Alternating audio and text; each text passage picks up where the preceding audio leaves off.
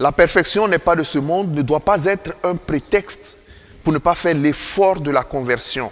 Il s'agit de faire l'effort de la conversion, désirer la conversion. Et si nous faisons notre part, notre effort, la miséricorde de Dieu également fera sa part.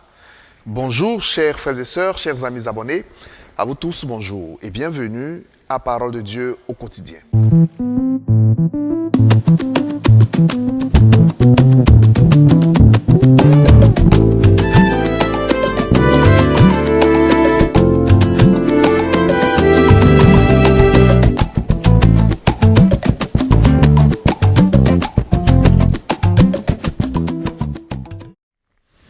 Au nom du Père et du Fils et du Saint-Esprit, Amen.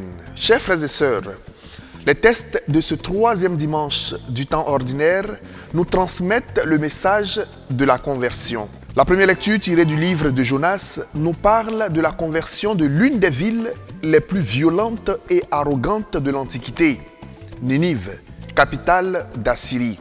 Et dans l'évangile tiré de Saint Marc, Jean-Baptiste est arrêté.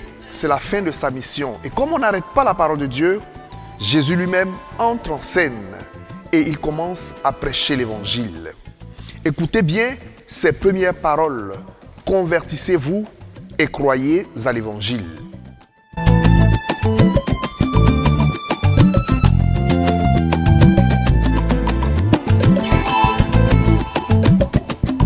La conversion est un mot aujourd'hui qui nous fait peur, un mot que nous refusons d'entendre, un mot que nous rejetons. La conversion tant prêchée par les premiers chrétiens, par les pères de l'Église et tant de saints, aujourd'hui est un mot rejeté, même dans l'Église catholique.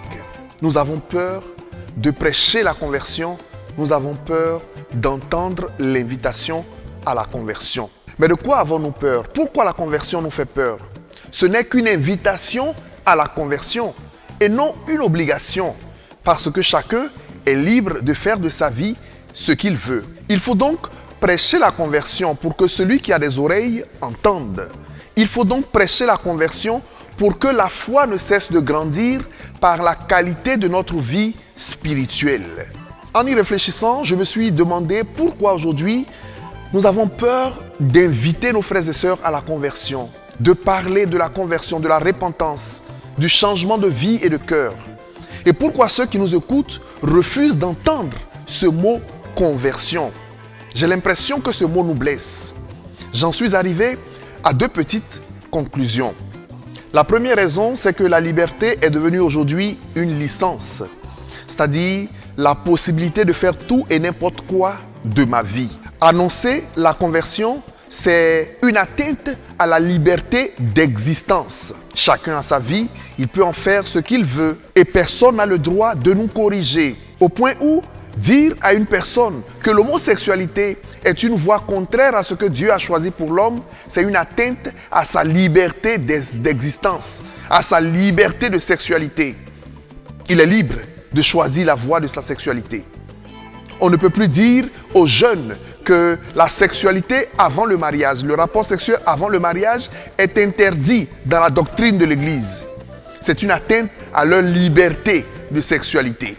La liberté aujourd'hui est devenue une licence.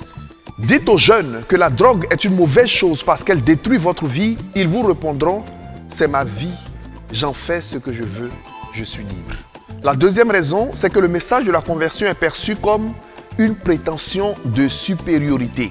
Quand une personne parle de conversion, on lui demande « Tu as déjà regardé ta propre vie? Tu te crois supérieur à qui? Qui es-tu pour m'annoncer la conversion?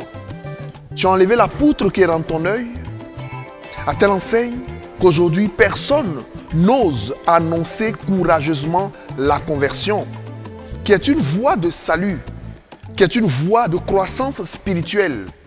Évidemment que personne n'est saint. Et quand je prêche la conversion, je n'ai pas la prétention d'être supérieur à vous, mes frères et sœurs. Je n'ai pas cette prétention. Parce que ma propre prédication est une annonce pour moi-même d'abord. Et si je ne mets pas en pratique ce que j'annonce, mais je suis le plus à plaindre. C'est moi qui serai condamné. À ceux qui ont beaucoup reçu, on demandera davantage. En lieu et place du message de la conversion aujourd'hui, dans nos églises, nos communautés, dans nos évangélisations, c'est plutôt des messages de prospérité.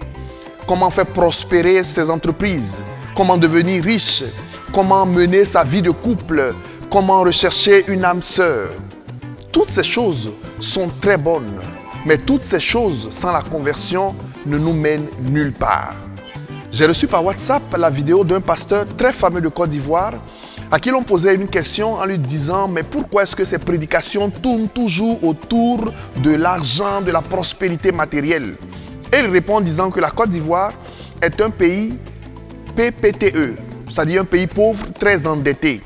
Donc de quoi il va parler si ce n'est pas de l'argent? Mais malheureusement, ce sont ces personnes que nous écoutons et que nous adulons. Parce que nous-mêmes, nos cœurs sont plus tournés vers les choses matérielles que vers notre salut éternel. Mes frères et sœurs, la conversion est une invitation. Ce n'est pas une obligation. Mais sans la conversion, notre foi ne peut grandir. Et sans la foi, le salut n'est pas possible. Convertissez-vous et croyez à l'évangile. Frères et sœurs, je vous souhaite à toutes et à tous un excellent dimanche dans la grâce du Seigneur. Que Dieu Tout-Puissant nous bénisse et nous accorde la grâce de la conversion qui est un effort de tous les jours. Au nom du Père et du Fils et du Saint-Esprit. Amen. Bon dimanche à toutes et à tous, chers frères et sœurs.